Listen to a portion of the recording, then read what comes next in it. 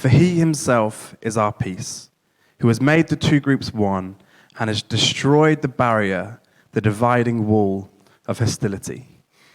You know, this week on Wednesday marks 2 years since the murder of George Floyd, the black man in America who was killed by police brutality for no other reason than simply by being black.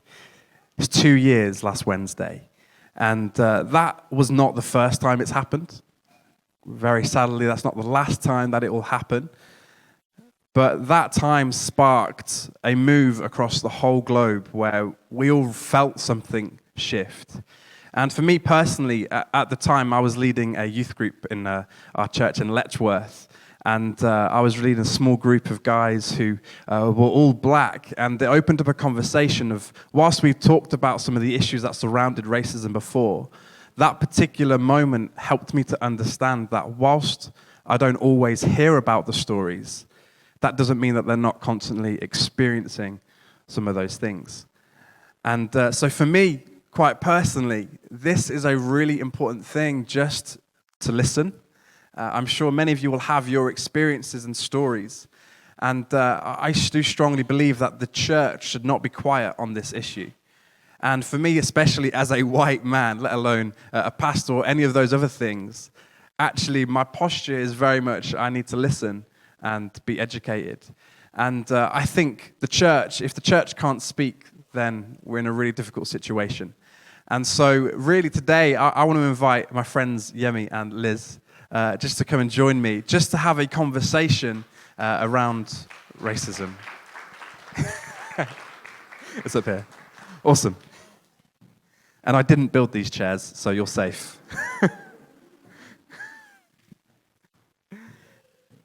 Thank you both so much. And that scripture that I read before said that as Jesus has broken down the barrier of hostility, obviously that's talking about between us and God, but the apparent truth is there is so many walls of hostility within our world, and the one that is very apparent is racism. And I've just got a few questions for you both, and I'm here to listen, so we'll see where that goes. But firstly, tell us a little bit about yourselves, who you are, what you do, all that sort of stuff. My name is Yemi. I'm an engineer, so product design engineer, and I essentially design products for companies. Hello? So, my name is Yemi. I'm a design engineer, so I work as an engineer designing products for companies around the UK. And I'm Liz. I'm 29. I'm Yemi's wife. I work as a doctor around South Yorkshire and specialise in treating people with mental health issues. Wow. How long have you been doing that for? 6 years. Wow. Very cool. So my first question is, when it comes to racism, how specifically has the last 2 years affected you, if anyone? I think for me, in lots of ways, I think it's been an eye-opener, I guess. Globally, it sparked a global conversation, and people, maybe when they haven't before, have had to think about racism and inequality and how it affects society in general. And I think, for me, it's been a lot of reflecting when looking at how other people have responded. So people that maybe I work with, colleagues, and just people in society in general. And there's been positives and negatives to that, I think. On the one hand, it's been, I think, sad and difficult sometimes when people have wanted to maybe minimise the difficulties and the differences, and particularly minimise issues with racism, or just didn't feel there's a problem at all. And I guess on the other side of that, where I guess organisations and people have wanted to work to include more people from different backgrounds into their work, but sometimes it's been quite clear that the intent isn't genuine, it's just really to tick a box. And that can come across quite strongly, so that's been difficult. But there's been some positives when you, particularly like conversations like this, and when there's a genuine intent to want to reflect on the issues and think about how we can move forward from it, how we can learn and genuinely make, I guess, society better in general. So there's just been a lot of, I think, reflecting on my part on how society functions and how it works, and actually what other people and how other people view racism and the difficulties and what they want to do about it. Thank you. Yeah, pretty much second everything you say, but For me, it's more being seeing, well, if that moment wasn't recorded, we wouldn't be having this conversation. That doesn't mean that it hasn't been going on for many years and centuries before that. So it's more being a neglect from certain people in power, because those things have been happening over the generations. But because it was recorded, okay, we now have to pay attention to it, but the root cause is still there. How can we break down those barriers of what's going on? And, why is it that there's such a neglect to a big issue? It's someone's life that's been taken, but yes, that person's black, but if it was a white person, if it was an Asian person, are we giving it the same kind of emphasis? But, it was a good thing that it was filmed, and, it wasn't a good thing that it happened, but it sparked a conversation that we shouldn't have to wait for someone to be killed to then be talking about it. So that's the way that, it's not a good thing that happened, but it's sparking a conversation that needs to be had. And like Liz was saying as well, obviously with that conversation being had, a lot of companies are now doing things which might come off as tokenism, whereas we need to look at the society and think, okay, are we actually making a genuine effort to make things equal for everyone? Not just black people, but Asians, people from Pakistan, people from India. How are we making everything inclusive for everyone, no matter what color you are, no matter where you're from, and no matter what your kind of heritage is? So, it's more looking at the way society is and, what companies are actually doing actively without just, we've done our bit. That's our little token for this year, and then we'll do it again next year. Yeah. No, thank you so much. And I think, for me especially, the thing is to not let the conversation die. Like, this is the first time we're having a public conversation about it. But in the church, there should be no topics that are off the table.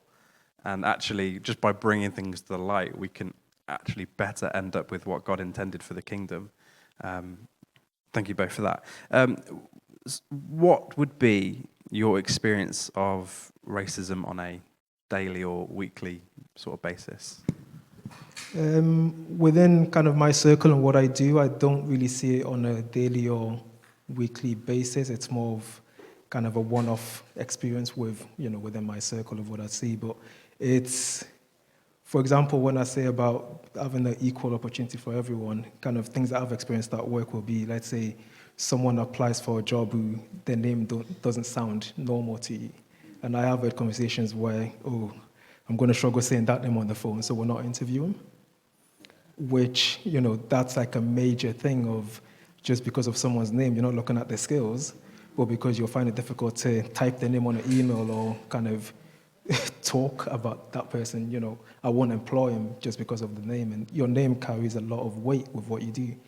So, that's the way that I've seen it within my circle of what I do. And it's a bit unfortunate that, I've been sat in those conversations listening to people talk like that. And those have been people in leadership, and people in management.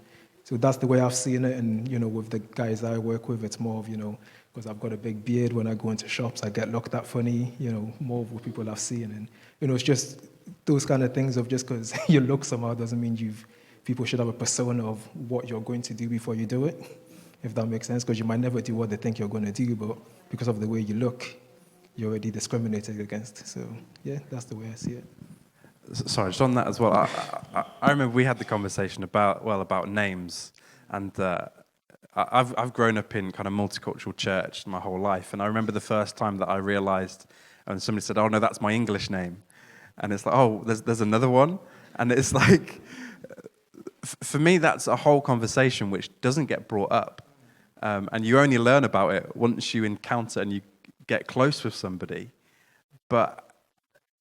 For me, really, actually, to create a church where we know people well enough, where that's a comfortable conversation, and also being comfortable that I'm probably going to butcher the name, but I will try to get it right, and those sorts of things. But yeah, we were talking about that earlier in the week. And with what you said there as well, with the name one, obviously my name, you guys know me as Yemi, but when I work, I go by John, and because that's my English name. But the main reason for that was finishing as an engineer. There's a lot of engineers out there. And when you apply for jobs, it's very, very difficult to stand out from a massive pool of people. And I've actually had the experience where I apply for a job and I apply and apply and apply. So I then decided, okay, I'm going to apply with a CV as Yemi and a CV as John. So the one that I actually got, I got the job as John. And then as I was leaving, the guy who interviewed me saying, didn't we get this guy's CV last week? Why didn't we interview him? But then for them to actually get me in to work for them, they've had to go through an agency, which means they've had to pay for the agency to get me in, when they could have got me for free under the name Yemi. So it's just little things like that that, I've still got the skills. I don't know whether it's a name situation, but it's, you've had my CV, you've not looked at it because of whatever name you've seen, or, it could be any situation, it might not be the name, but it's just little things like that that I know a lot of people experience, and I've chatted to people where, I don't want to use my name on a certain form because it's a weird sounding name, so can I go for a different name? And those are conversations I've actually had with people, and I've seen it, so, it makes a massive impact on the way people kind of live life, basically. I guess for me, thankfully, I've not had any overt or malicious acts of racism, but it's just been, like you said, it's more subtle things. And it tends to be people making assumptions on what I do or things that I like, just based on sort of obviously my race or when they see my surname in particular. And it doesn't happen that often, but it's not infrequent at work. So, for example, if I'm maybe joining a new team or meeting new people, often people assume that I'm not a doctor, or I'm just maybe an agency worker, or I'm working in the domestic team or something like that, until I introduce myself and I say, oh, sorry. And I guess, like, going back to like the name thing, people often, I guess it's easy to struggle to pronounce, Ajubade, but not wanting to even attempt to do it. So a lot of the time people will say, oh, can't I just call you Dr. Liz instead? And I have to actually say, well, actually, no, my name is Dr. Ajubade, that's how you can address me. Yeah, and I guess instances where you, like you said, going into shops or making appointments to do things, often when people sort of see my name, they assume that like I don't speak English properly or something like that, and it can come across quite patronising until you have to say, actually, I am a doctor, I do X, Y, Z, and you can see that the whole demeanour completely changes once they realise that. And I think for me, I don't, it's bothersome, but you can sort of deal with it. But I think it bothers me the most when I'm going out and doing things with my family and my parents. Because my parents are both doctors as well. They're in their 70s now, but although they've worked for decades in this country, they have still quite sort of strong Nigerian accents. And you can see that when I go with them to do things, people treat them, almost bypass them. They don't want to talk to them, and they'll come and talk to me instead because they think, oh, they don't understand English, or they won't understand what's going on. So they're sort of dealing with me as if they're not there, which really that bothers me quite a bit. Until I say, actually, she can talk for herself, and my mum or my dad will put themselves across just fine, and they're a bit surprised. And then when they speak to them more and they find out more about what they do, again, the whole demeanour just changes. But it's just sad that those assumptions are there and those assumptions are made in the first instance. That must be really tiring, Yeah. Genuinely. And I think, honestly, it breaks my heart because when you learn about that this happens to people, it's not something that I've experienced. Like, people don't struggle to pronounce my name in this country, and it's actually the more you hear about it, particularly your job, Yemi, like that, like it's absolutely outrageous. And what saddens me from my perspective is it's in many churches it's no different. In many places where we're supposed to represent the family of God, it's no different. And it's like we've not even made even just not even attempting. Yeah. So, my final question. What are some of the ways that we, the church, the people of God, can break down barriers of race? That's quite a big, difficult question.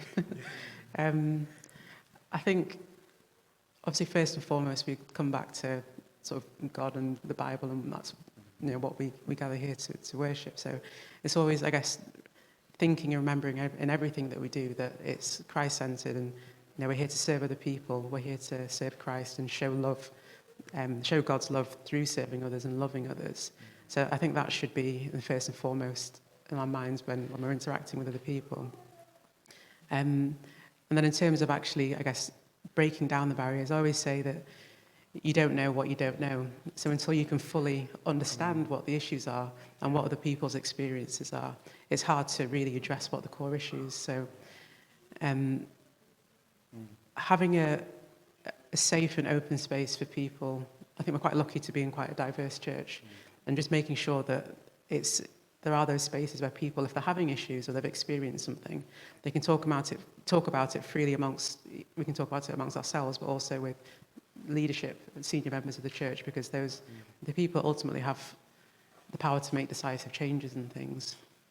And then once we've got a good understanding about what concerns are, what issues are, then it's asking ourselves a question of how do we address that, and are we willing to address what the issues are? And maybe it might be doing something like an audit, or just a real dissection of what the current situation is, and what are we reflecting what society actually is, and are we reflecting what what we see when we leave church? Is that a true reflection of what we're experiencing at the minute? And if not, what can we do to reduce those differences and those gaps? That's brilliant, thank you. And so just to summarise, so especially for my white brothers and sisters to be brave enough to ask when you don't know, is that fair to say? Actually just to be brave enough and to invite the conversation, and when the issues do present themselves, actually we have to tackle them. And any more to add? Pretty much everything you said, but obviously within this church, there's, 80% kind of black and ethnics and not as many white people. And, we're quite lucky in that fact, but at the same time, is there something we're not doing right as a church to get more diversity, more diversity within our congregation, be it white people, be it Hispanics, be it Asians. And it's more looking at it from that perspective of it's not just a black thing or a white thing, it's a kingdom thing. Because when you get to heaven, there's not going to be a white section or black section. We're all there together. And, we just need to think from that perspective of, okay, we're all human beings. We're all one kingdom. How can we help each other to grow as a community? And pretty much everything you said of if there's an issue that you can see, how can we have an open conversation about it, and how can we deal with it in a constructive manner and not a patronizing manner, not a way of, singling someone out for, something that you think they're doing, because you might have the same discrimination in ours, but you're not showing it at that specific point in time. So that's what I would say. Let's have an open mindset to what church should look like, and let's do what we can. And I guess, like you said, with such a diverse group, the difference is it's not just between sort of white people and black people. There's so many, it can be differences between each and every one of us. So I guess recognising those differences as well. Absolutely. Thank you so much, both of you. Can we just thank you? Amazing. Thank you. Yeah, amazing. Thank you. Thanks for joining us today. We really pray that this message has encouraged you wherever you're at in your relationship with God. If you want to get in touch, we would love to find out if God has been speaking to you, or if you want to find out any more information, all the links are down below.